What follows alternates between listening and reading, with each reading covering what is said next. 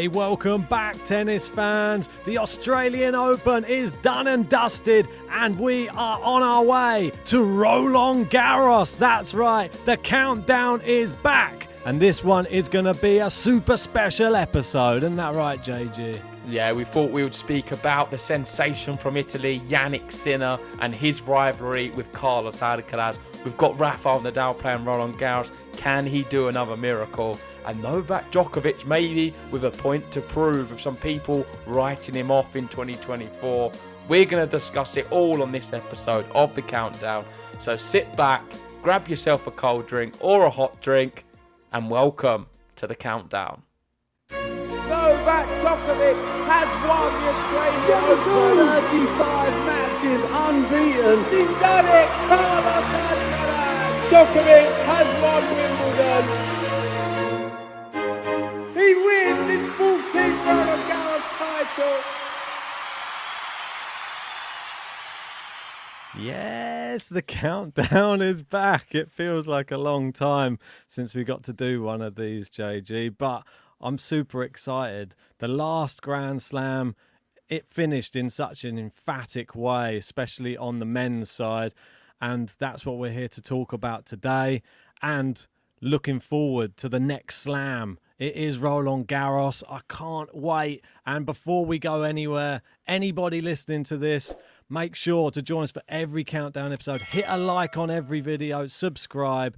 Oh, JG, this is it. It's your slam, this next one. It's Roland Garros.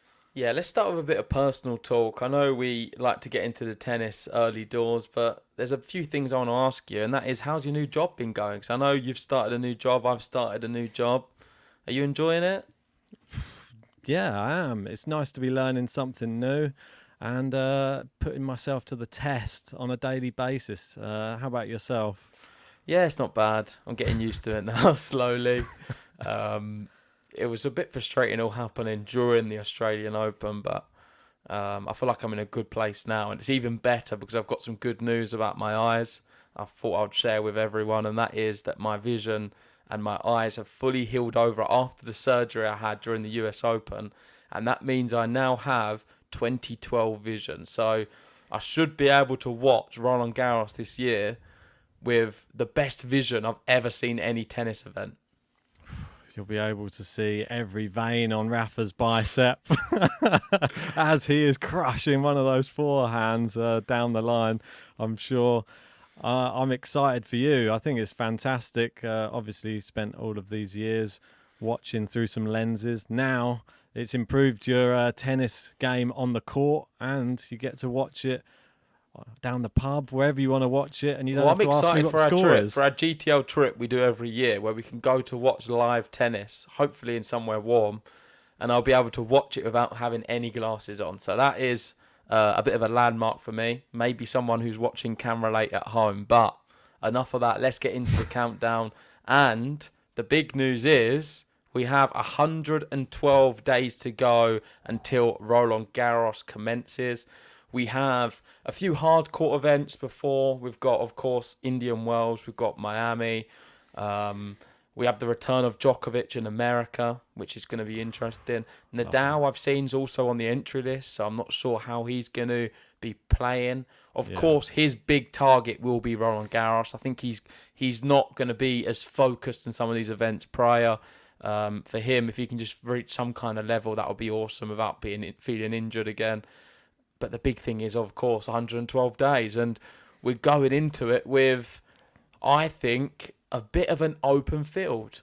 In the past, we go into slams and we say Djokovic is probably going to win it. If he doesn't, Nadal's been looking really good. He can probably win it. And if them two are struggling, it's going to be Alcaraz or Medvedev. But now we have a new name in the field.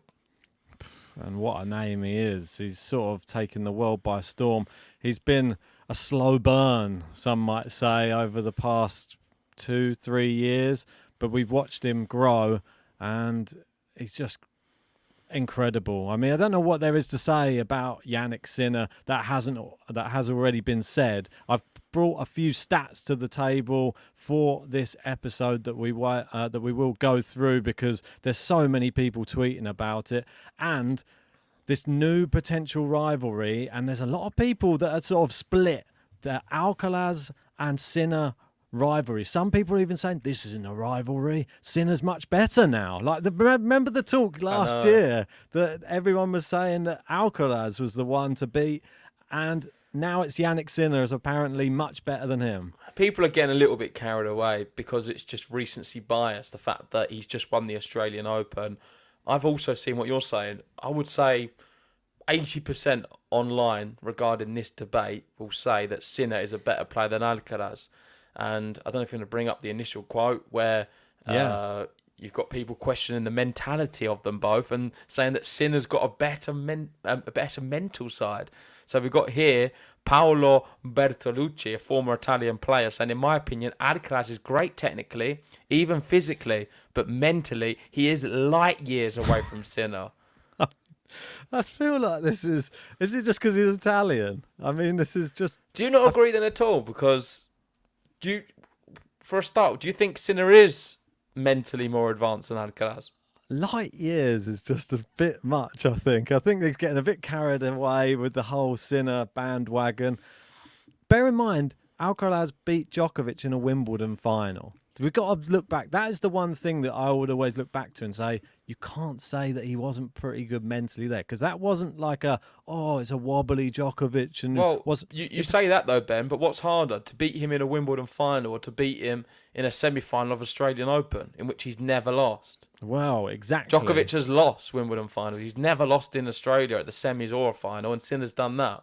Exactly. That is a massive thing to put into consideration. So I'm putting it to you then. So what is harder?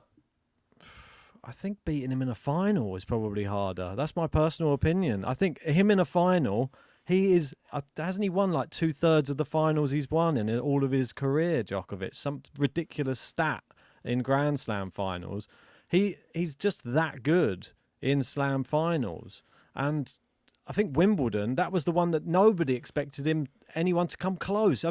Betting odds, he's like 1.3 coming into Wimbledon. It's like nobody stands a chance. So when Alcaraz beat him in the final there, I thought, wow, I mean, that took some serious mentality. So I can see the one, obviously Djokovic never ever lost an Australian Open when he's got to the semi-final. And that was something in itself, which was, I think it's right up there with the Alcaraz one. But then there's a lot of people who are out there saying Djokovic wasn't physically fully, like, he had a bit of flu, that type of thing. There's a few excuses out there during the Australian Open. No, I don't see many excuses. He just come up against a really good player and he just didn't perform on the day. I mean, he's not played a day session at the Australian Open. The first time he did, and he suffered. He just wasn't at the races. I think it was an off day for Djokovic more than anything. You'd not seen him complaining about illnesses. So I think it's a bit lazy for people to jump on that bandwagon. We know he had a few issues before with the wrist, but I feel he just didn't turn up, and he probably would have lost to other players as well who wasn't a Jannik Sinner. I mean, the way he performed, it wasn't good at all. A lot of players in the top 10 could have taken him based on that performance. The question is, was it Sinner who was bringing him down to that level? Because often you can be very critical of a player not turning up, but then you've got to look the other side of the net. And if someone is playing very fearless tennis, like Jannik Sinner did in Australia, it can often bring your level down quite a bit. I mean, the way he plays, especially in that final as well, you can see when he gets going, if you don't take the game to him, he will take it to you. And Medvedev tried for 2 sets and even a half, I would say. But as soon as he backed off, I watched an interesting video with Patrick Mouratoglou, who's actually talking about the whole final and the way it played out. He said that what Medvedev's tactics in that final, he said, for the first 2 sets were perfect. He went at Jannik Sinner. He closed the distance. He made it his match by playing aggressive. But he said as soon as it got to 4-all in the third, Medvedev's court position started to drop further and further back, and it allowed Sinner into the court, and he just started to take over all the rallies, and eventually Medvedev couldn't even get back to the court again. He was just stuck to the back wall again, where he always is. And his gas tank was spent, wasn't it? I put a lot of that down to fatigue. He played so much Yeah. tennis, and I think it was always going to be difficult for him to sustain a level where Sinner played less time on court. And Like 7 if hours. anything, this is where I'm not really in agreement with this quote, because what the Australian Open showed to me wasn't purely the mental side. Of course, that was pretty impressive. But physically, the question marks have been always about Jannik Sinner. He's got a bit of a bony kind of frame. He's never looked physically able to go the distance in 4 or 5 sets, or even the distance over the course of a 2-week slam where he's getting to the second week. He's then going to lose to someone. But he was 2 sets down in the final to Medvedev, and physically has shown a new level, a new resolve. And that is my big takeaway from the Australian Open over the mental thing. So looking at this quote here, I actually disagree. I don't think he is mentally light years away from Jannik Sinner, and in fact, I put them on a very, very level par, really, with the mentality. I think a good match to look at would be the US Open one, which was so close. Match maybe in past years. I mean, I think they're different now. I think they've grown up so quick. I feel like, do you know, when you're younger, 1 year is like when you're older, maybe 5 years. And I feel I wouldn't judge them too much based off that US Open match they played, because I think they're totally different players now. They've matured to another realm. When you was looking at that, would you put them in the bracket of a Djokovic and a Medvedev and a Nadal? Probably there was pushing onto that, but they weren't quite there. I know Alcaraz then went on to win the US Open, but Djokovic wasn't there. I feel like probably Djokovic would have maybe won that if he was there. I'm being totally honest. So I just feel like they're different players. So I don't want to look too much on that. yeah, the one thing that they do have in common, though, they have both beaten Djokovic at the back end of a Grand Slam, which is not many people in their whole career can say that. Let's move on to some more statistics here. We got Carlos Alcaraz, obviously 2 years younger, and they're saying ranked number 2. ATP 250 he has 2, ATP 500 he has 4, Masters he has 4, Grand Slams 2.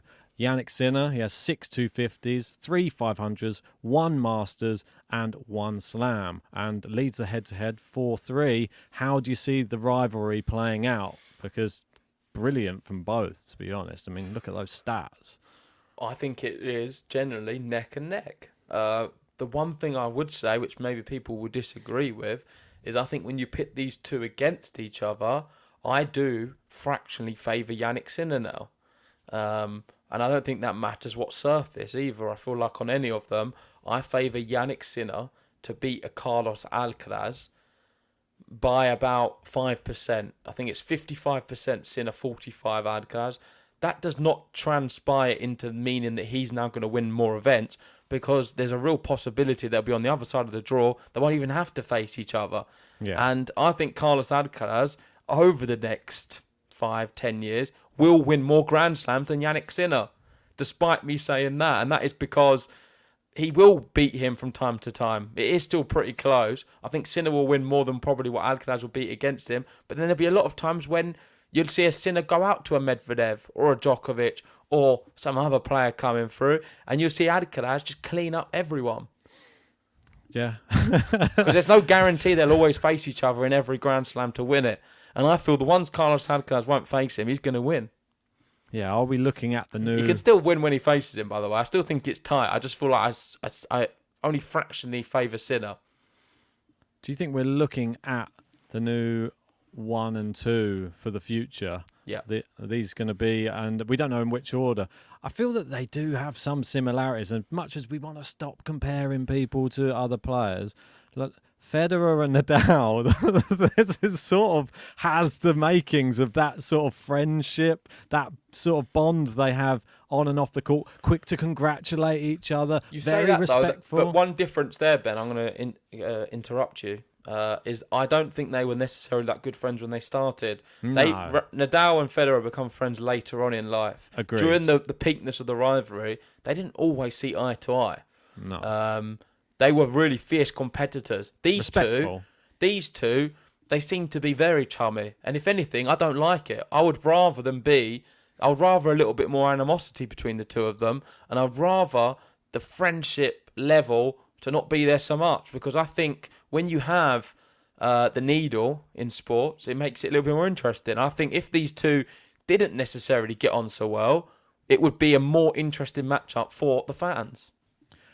Oh, I think it will get more interesting if one of them starts to like move away and start to get much more slams than the other. Then I think that we won't see the other person being quite so nice, and I think that they'll be doing everything they can to catch the other. So I'm just hoping that we get that sort of a little bit of needle, or maybe there's a bit of a dodgy decision in one of the matches. Yeah. Maybe they accidentally hit each other with the ball. Maybe there's something like that, something dodgy that just means one of the players wins. It just adds to the story. Do you not think, though, knowing them two now, that they are really nice people? Yeah. They are generally such kind souls, and I feel it's really difficult to ever see this relationship going sour because they are just very, very close, and they just seem to they're going to get on for life, you just feel. Yeah, I mean, they're nice people. They are, yeah. They've both obviously been raised very well, and they just have good personalities for, I don't know, for press conferences, the likability factor, that type of thing. People are going to have to choose between them, and I feel that as much as people will love to see him play, there's still going to be an Alcaraz fan, or you're going to be a Sinner fan, and we're going to still get a divide of fans. Which side are you on more? Who do you feel like yourself you could get behind more? It's really tough, to be honest, because I love them both like so much. The style that both of them play, I'm really torn. I don't know what it is, but the way that Jannik Sinner's playing at the moment, it's such an attractive style of tennis. And I feel that there's just something that's changed in him, like in this past 6 months. Sinner, is that your answer? I think so. But you just look at the way he is now compared to the way he was. He just has turned into like this absolute machine. Like, you remember you were just saying, oh yeah, like his body, it doesn't like hold up. I feel like he's recent though, Ben. Like, we're talking 5 months or 6 months. It's turned around. It's like he's blocked out every negative thing that was causing him to quit on a tennis court before now. Like anything that was like, you've got a blister on your foot, you got a blister on your hand. Now I feel like his hand could be gushing blood, or his feet could be falling off, and he'd still run around on that tennis court and he'd win that match. That's the difference now between him then and him now. That's brilliant. I don't know what more to say on him. He's a breath of fresh air right now, Jannik Sinner. May it continue. And let's continue with the tweets. This one just highlighting, obviously, we've got the US Open 2022 as Alcaraz's win. Wimbledon 2023, Alcaraz. Sinner, Australian Open 2024. What will it be by the end of the season? So we've got 3 slams to go in an Olympics. So there's 4 big events. How many of them 4 are going to be won by either of these two? I think 2 of them. I think 2's like sensible. I feel like it's got to be 2 or more. I think 2 slams will be won. Yeah, I'll be shocked if we don't see these 2, either of them, win 2+ of the big 4, because we've got 4 events. Let's include the Olympics. I think one of these will win the Olympics as well, bearing in mind. So that's what I'm saying. I think we'll see 1 slam won by either of them and 1 Olympics. I think Djokovic is going to have his eye so heavily on the Olympics that he may forgive like a lot of these other tournaments. I don't know why. I feel like the slams this year for Djokovic are taking a back seat, and he's going to have sole focus on trying to get that Olympic title. But you say that, but do you know how passionate these two are for their countries? Yeah. Jannik Sinner's been with the Prime Minister of Italy. He's been everywhere. He is the pride of that country right now. Similar with Alcaraz. You see him with the famous musician guy from Spain all the time. Yeah. He's a face in Spain now. You see him in adverts. You see Sinner's face everywhere in Italy. You see it in the airports. You see it wherever you go, on the front of every newspaper. I know it's fresh. He just won the Australian Open. But he is a real star there. They're both superstars in their countries. And they have a lot of admiration. They always speak very highly of where they're from.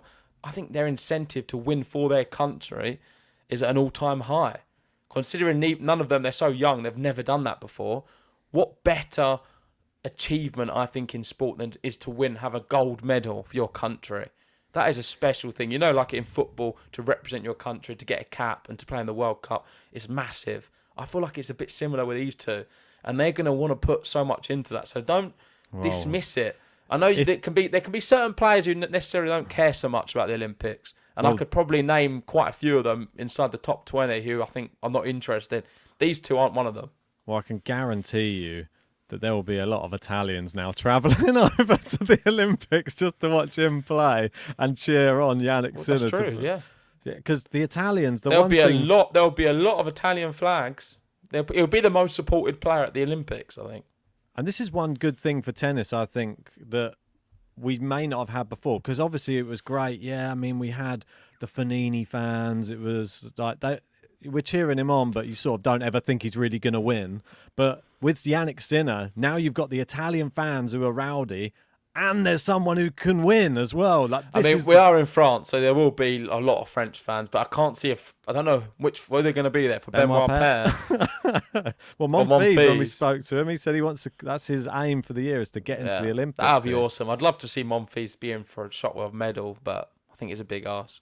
Yeah, it definitely is. But so we're both going for. We reckon the 2 titles will probably be at least two. At least 2. Let us know in the comment section what you guys think. Do we get a pat on the back, or is it a bit too obvious that we both picked Sinner to win a slam this year? Bit obvious. Damn. All right. Maybe it wasn't obvious. I don't know. It's a tough one. But he's just been so good the last 6 months. I know you were saying it, but he's turned a corner. And you could maybe say the best player in the world over the last few months, because he's beaten Djokovic, who's playing extremely well, a few times now. It's not been a fluke, is it? He's beaten Medvedev in finals quite a few times now. He's beaten these players on the regular. He's beaten Alcaraz, I think, even in this period. He's not lost to these players even. I know he lost to Djokovic, didn't he, in the Tour Finals final. But still a good performance from him. I mean, he's just not losing. He looks unplayable, quite frankly. Yeah, and these things do come to an end. Everyone needs to just keep their feet grounded. We remember Medvedev when he was in that period of like looking a bit unplayable. Djokovic has had these runs before. Ego on the women's. They do come to an end. And his will do. And he will see a dip for sure. But now he's cemented himself as one of the best. So it's great. Well, it's good we needed it. We needed some more players who can be winning these slams. We've teed me up nicely for the next one. Talking about him winning. His current win-loss record against current top 10 players... let me read that again. Win-loss record of the current top 10 players against top 5 in the last 52 weeks. Sinner is 14 wins, 4 losses, which is right at the top. Alcaraz 6 wins, 4 losses. Djokovic 7 wins, 5 losses. And then we go to the rest. Medvedev 4 wins, 7 losses. Rune 3 wins, 6 losses. Zverev 4 wins, 10 losses. Fritz 1 win, 4 loss. Hurkacz 1 and 6. Rublev 1 and 7. And Tsitsipas right at the bottom 0 and 5. So just to clarify, this is the top 5 players. Yeah, so that is against the top 5 players. The top 10 against the top 5. Yep. And the real winners, of course, is Alcaraz, Djokovic and Sinner. No surprises. They're the best 3. Medvedev, I think he'll be slightly disappointed. It should have been, for me, he should be a win-loss all the time. He should be pretty even. A 5 and a 5 would be more like a Medvedev at where his level's at. That's pretty impressive, but he's shown that he rises against the top. And I've got nothing positive to say about Stefanos Tsitsipas at all. And I see him, I was very close to putting him outside my top 10. But the way I see this season playing out, he wasn't that bad at the Australian Open. It's going to be a big ask for him to even finish inside the top 10 because I just don't see him beating the big players. Yeah. I mean, he's one of those, isn't he? His season could pick up, but he's normally good in Australia. He didn't have his best Australian Open. Wasn't that bad, though. It's 4th round, wasn't it? So, But on to the next one.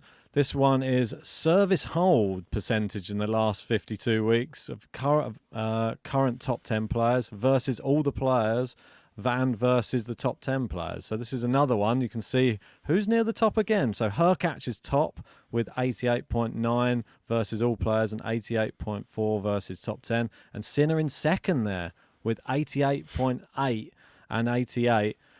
I mean, he's at the top of the stats. Doesn't matter where you go. Sinner's right there. And what's this one? Sorry, go up. And this one is like service hold percentage. Yeah. It doesn't get broken, does he? Hurkacz is incredible. Sinner very good, and you can see that he's consistent. Doesn't matter who he plays. He can consistently hold his serve against 100 in the world and a top 10 player.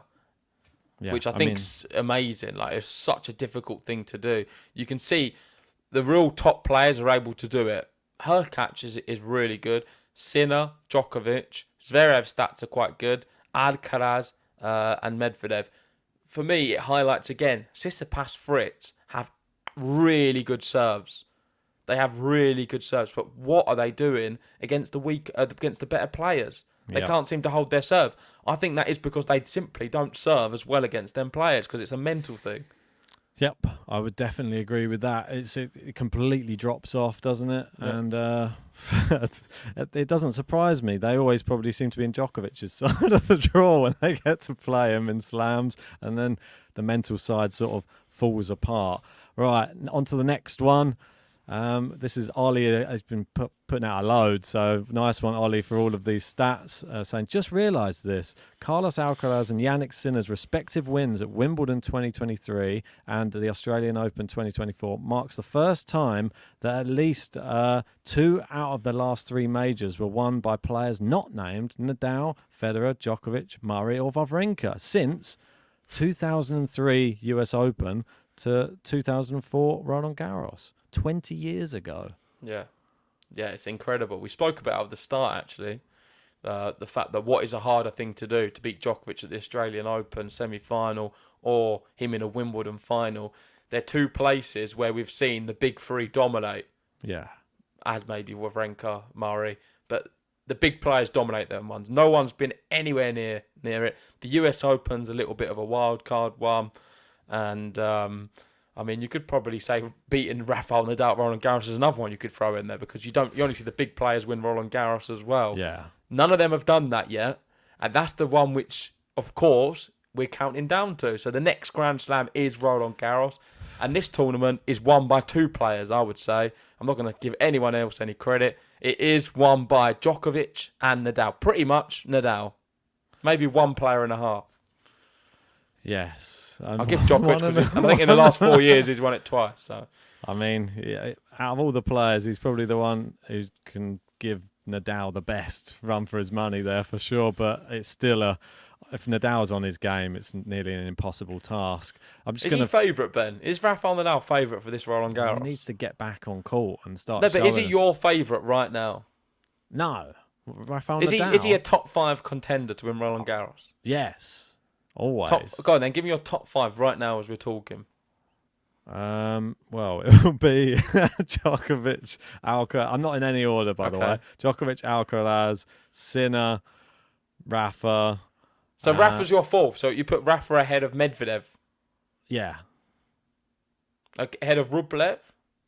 This is Zverev, I think I'd have in there as 5. Yeah, I'll throw him in there. I mean, if he plays, he's getting back to his best. We keep saying it. So you do really rate Rafa highly this year. You think he's going to do well at Roland Garros? Yeah, let's see how his warm-up tournaments go first. And then as long as there's no mishaps, then yeah, for sure. Where did we see him last? Against Thompson? In Melbourne. That impressed you, did it? Well, Sydney. Where was Brisbane, it? was it? Brisbane. Yeah. I mean, it was a close match. Thompson played very well, but he was still warming up, Rafa. We can't really look too much into it. Let's flick through these last Sinner stats because there are plenty of them. Sinner has won 10 out of his last 11 matches against top 5 players. I think we sort of knew that. We spoke about this, but this is what makes him so good, in my opinion. Yeah, exactly. And you can see you can't not talk about him right now. He's unavoidable. You take us through this next one, and this is Tony Nadal says Jannik Sinner lacked an important victory, but after winning the Australian Open, he will definitely be Carlos Alcaraz's main rival for years to come. Do you want to take us through what he said? So when a player's shots are no longer enough to win, he has no choice but to resort to tactics. But Medvedev didn't even have a choice. The Italian's power and precision completely destroyed him. Once the Sinner and Medvedev match was over, I commented on the match with my children. I fear that this big and significant step could change the landscape of tennis in the coming years. Although Sinner had long been considered Alcaraz's most likely rival, he lacked a victory of that magnitude to back it up. He will be our tennis player's biggest rival in the coming years. Yeah. Definitely. Big words, but do you agree with everything you said there? Yeah, well, completely. I couldn't have said it any better. I think he just was lacking that big one victory. You could say if he would have won Turin, it would have come, but I still feel like a Grand Slam's bigger than the Tour Finals. So you need to, if you win a Grand Slam, that now you can be considered. And it wasn't like a fluke of a Grand Slam because he beat the two best players there. Yeah. Maybe a bit harsh on Alcaraz, but I thought Medvedev was so good that this year, and Djokovic is Djokovic. So amazing the way he beat them. And now we are going to be looking at, over the next 10 years, I think they are the big two players to beat. And Rune is not at that level. Let's pull his socks up. Not there. Needs to. He just withdrew from another tournament this week. I believe it was against Borna Coric. So hopefully he doesn't have too bad an injury. This is another thing. He needs to play catch up right now. He seems to be good in a best of 3, but not so good in the best of 5. Last one before we move on to latest news, and people who won a Grand Slam final on their first attempt since the year 2000, and he makes a nice little list here. We got Safin, Hewitt, Johansson, Costa, Federer, Roddick, Gaudio, Nadal, Del Potro, Wawrinka, Cilic, Alcaraz, and Sinner. Sorry, I don't get the stat. Well, won the Grand Slam final on their first attempt. Final, okay. Yeah. Understood. Yeah, so nice company to be in there. Look at those. That's a fine list. Yeah, isn't it? I was looking at this. I think Federer won his first 4. Or something. Ridiculous. I mean, Yeah. I was watching the other night, and it just Nadal Federer came on from the Australian Open in 2017. Yeah, I saw it. It keeps coming up. It keeps The popping pink on. shoes.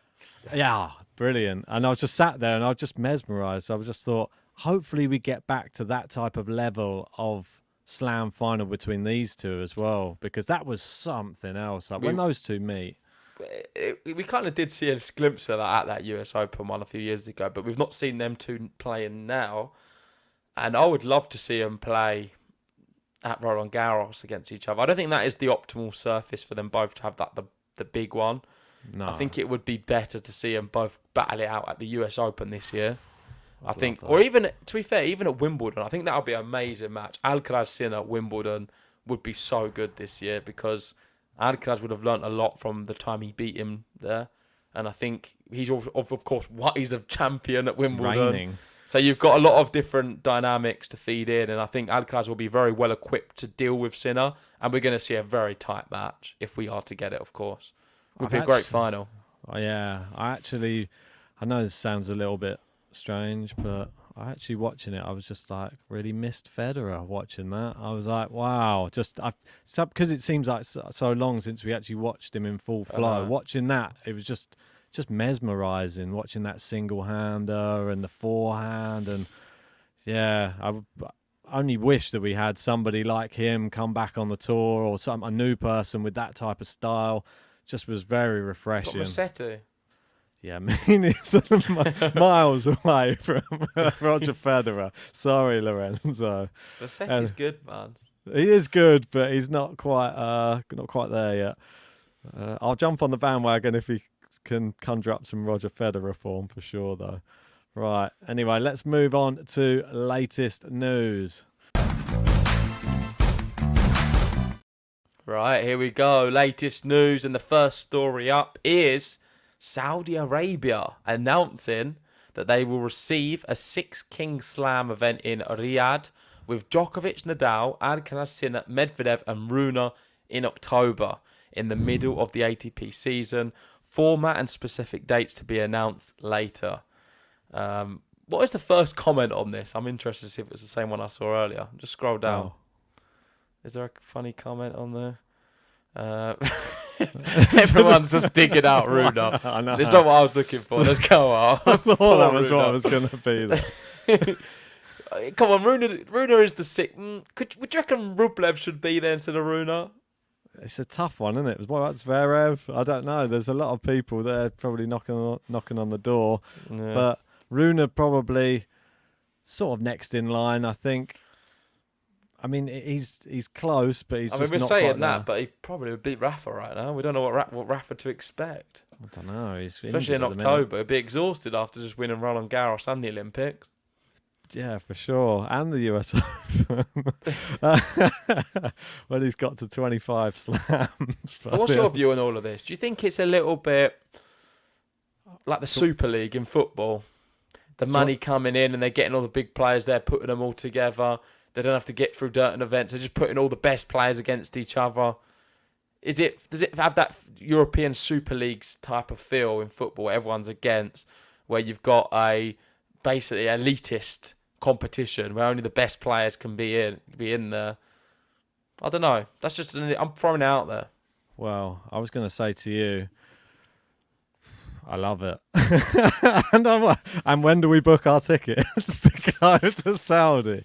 That's what I was going to say, because I look at it and I think I'm not mad at it, because I actually like what they're doing over there by giving people some sporting events that people actually want to go and watch. And there's a lot of sporting events around the world that nobody wants to go and watch, and there's tons of them. This is one. They put the money down and people will go and watch this. Guaranteed this will be packed and you won't be able to get tickets for it. It will be full capacity. It'll be like the boxing events as well. Everything.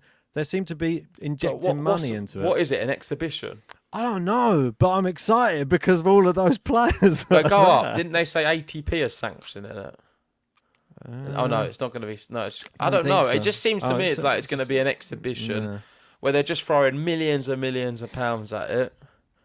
And I don't know. I'm not going to pass too much comment yet because I'm going to give it a chance and see how it goes. And like you say, of course, it will be a great spectacle. I'm sure they do things quite well there. And we do get to see the best players play. So, interested to see what happens. Yeah, I mean, there's part of me that just thinks that there is going to be a change in tennis coming at some point with that format and different styles. We've seen UTS and that's sort of picking up a little bit. We may see some other formats tested as well. And these players... I mean, everyone wants to watch the best players. And if there's going to be a tournament which is going to earn them maybe a lot of money and they will be competing at their full capacity, then I'm all for it. I could watch Djokovic versus Sinner or Djokovic Alcaraz or Sinner Alcaraz. But isn't this just what the tour finals is at the end of the year? Pretty much. So you're going to have the tour finals 1 month early? No, but there might be different rules. It might be different rules or something. There might be like a different element to it that makes it more exciting. Let's wait and see. The Labour Cup, I don't really enjoy, so hopefully it's better than that. Yeah, get rid of that. Next one. Well, this one, I'm sure you're going to have a lot to say about this one. And unfortunately, Daniil Medvedev has withdrawn from Rotterdam. It says, unfortunately, I have to pull out of Rotterdam after an incredibly tough and long run in Australia. My body, especially my right foot, not recovered enough yet to play and come and defend my title. I love playing in Rotterdam, have a long history with the event and look forward to coming back in 2025. Do you read anything more into this other than just fatigue? Not at all. I mean, I don't know what you're thinking. I'm gonna not like this. Well, I think I've missed your point. I don't see anything wrong with it. Well, we know what happened after he lost from 2 sets up against Rafa. Okay. There was a bit of he went off the bandwagon a little bit, and I don't blame him either. I would say like he probably needs some time away just to actually like collect his thoughts after a defeat like that again. This is his 5th defeat in a Slam final as well. Some people I've heard saying, is he the next Andy Murray? Which is a bit harsh because I think like harsh on Andy Murray a little bit as well.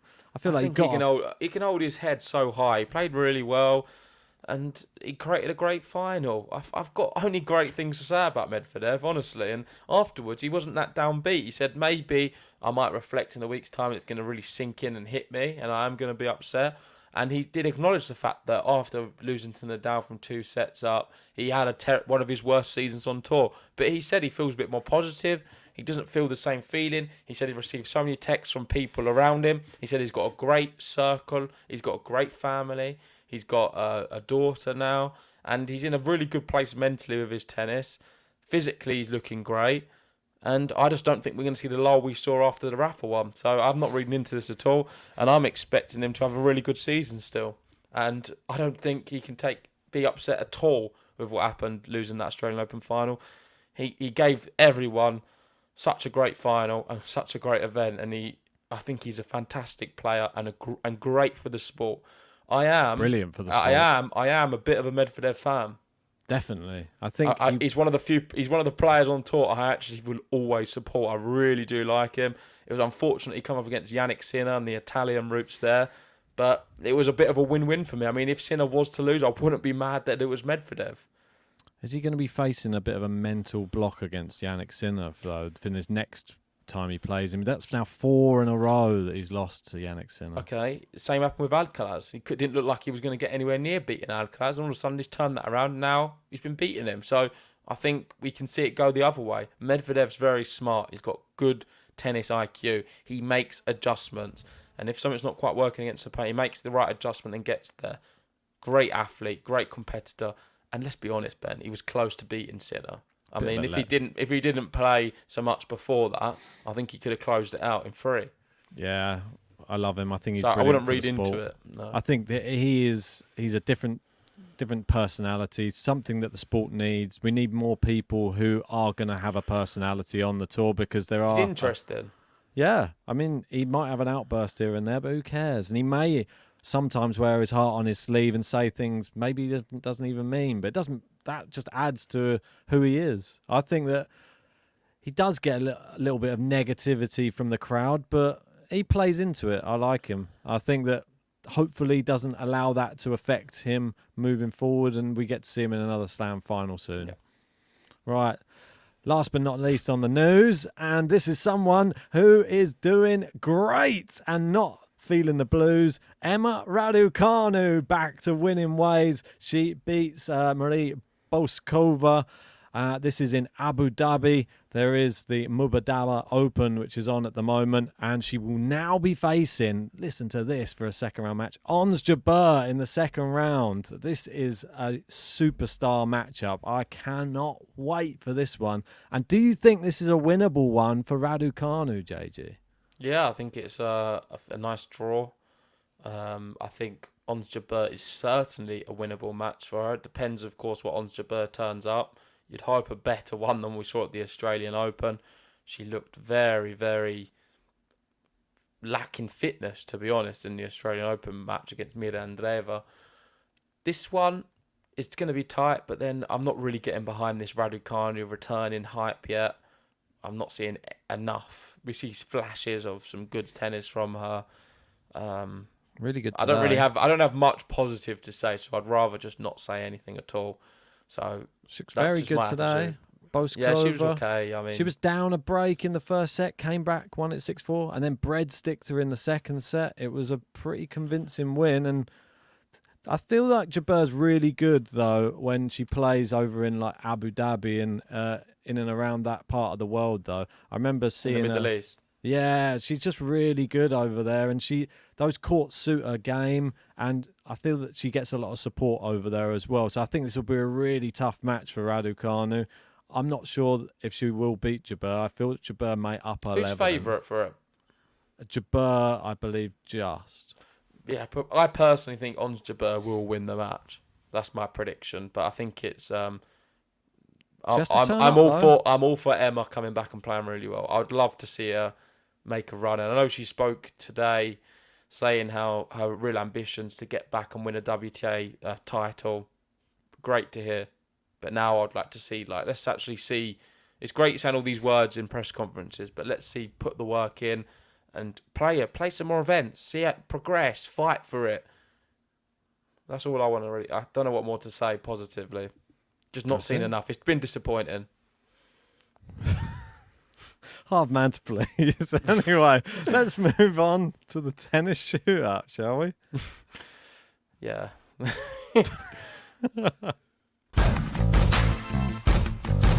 Right, tennis shootout time. Me versus Ben. We're both going to ask each other a question related to Roland Garros. We have 30 seconds to answer, and we're going to see if we can get them right. I mean, you've been beating me very well on these ones. I think I do better with the predictions. You do better with the trivia and the quizzes. So let's see if you can keep that run going. We know you love a good pub quiz, so maybe all your experience coming in there. That's it. All them years of being in a pub. That's it. I'm good at darts, I'm good at pool, and I'm good at quizzes. Not snooker, though. No, that's too technical for me. Not enough beer involved in that one. No. But yeah, I've got my question prepared. I don't know if you've got one ready. Yeah. You've got one. Would you like to go first or would you like to go second? I can go first if you want. So, go on then. Is there music or we do it afterwards? I've got a music in there. Okay. Plonked one in there just a second ago. Okay, so Roland Garros is approaching, and the king of Roland Garros is one player. You know I'm going to be asking you about him. It is Rafael Nadal. He has played 115 matches at Roland Garros, and he's got a record of 112 wins and only 3 losses, which gives him a 97.4% win record. Just pause for the audience there just to take that in. Ooh. My question to you, though, is in all of them victories, Ben, how many top 10 wins has he had at Roland Garros? Ooh. Go. Right. I'll press the song. There we go. Right. How many top 10 wins? 115 matches, 112 wins, 3 losses. How many top 10 wins at the time when they played? This is a great question because I don't really have any clue. So it's going to be a complete stab in the dark. And I'm going to go for... I reckon it's probably quite high as well. I reckon it's going to be about a third, I reckon. I'm going to go with... So what's about a third of about... So we're going to be looking at about... I'm going to go with about 30. I'm going to go... I'm going to go bang on 30, actually. Bang on 30. So a third would be... That's 90. So that's 90 matches. So a third of 115. I can give you the official thing if you want to do it quickly. I don't want to do exactly a third. A third is 38.3. No, that's too many. I'm going to go with 30. Okay, final answer. I Yes. can confirm that is very close, Ben. It's not 30. The answer is 32. Oh, my So pretty age. good thinking, yeah. 32 victories. And I'm just looking through there. There's quite a few Roger Federers, quite a few David Ferrez. A few Djokovic. And a few Djokovic. And the Casper Ruud was the last one. Oh, that was the easiest one.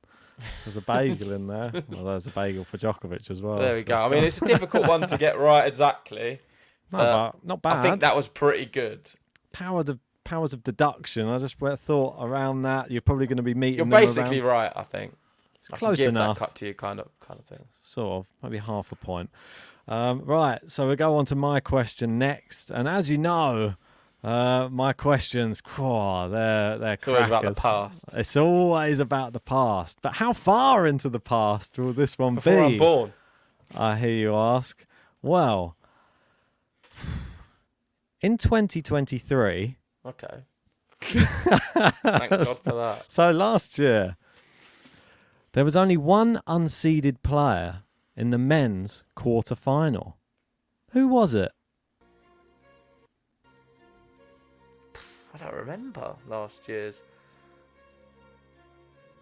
I don't remember at all, Ben. Oh, you're going to have to think. Someone sort of came to the forefront. So Djokovic won. Yeah. Who was the unseeded player there who did really well? Going to kick yourself. Is it Offner? I feel like it might be Offner. No, it wasn't off, no. So he's unseeded, someone who I know. Oh, mate, I can't. This is so annoying because it is going to really... It's going to really bother me, isn't it? It will really bother you, yeah. It's someone that you will know. Oh. Think of someone who came to the forefront last year. So annoying. I can't think, man. I don't know, man. Pedro Cashin. I don't know who it is, so go on. You were going down the right path. It's not, though. It is Thomas Martin Echeverri. Oh, okay, yeah. I knew it was going to be like, yeah, that's it. So, not... But Cashin. I had a feeling Cashin, Cerundolo, You Echeverri. threw an Argentine out there. Yeah. You just threw the wrong one. That was all. Cashin was going to be the one I just threw in. 'Cause I knew he was playing all right, but it's not him. Yeah, Echeverri. I know he's got a good ranking now as well, but Echeverri does as well. Yeah, I guess it was between them two. That's what I mean. He was unseeded then, and since then he's been a seed. So in tournaments. So that was my one. Anyway, not so old. Half that point one. for the Argentinian. Yeah, maybe quarter of a point. We'll shave it off. But yeah, I think that is pretty much it for this week's episode. I mean, we went on and on and on about Jannik Sinner, and I'm sure we'll be talking about him more in coming weeks as well. Make sure, if you are only just listening to us on Spotify or on Apple Podcasts, leave us a 5-star review on either of them. And if you aren't joined us on there yet, make sure to do it now. Yep. Let's end with one question each. And the question is, Ben, who's going to have more Grand Slams in 10 years' time, Jannik Sinner or Carlos Alcaraz? In 2034, when I ask you on this podcast during another countdown episode about how well they've played, we're going to know how many slams they've got. Who's going to have more?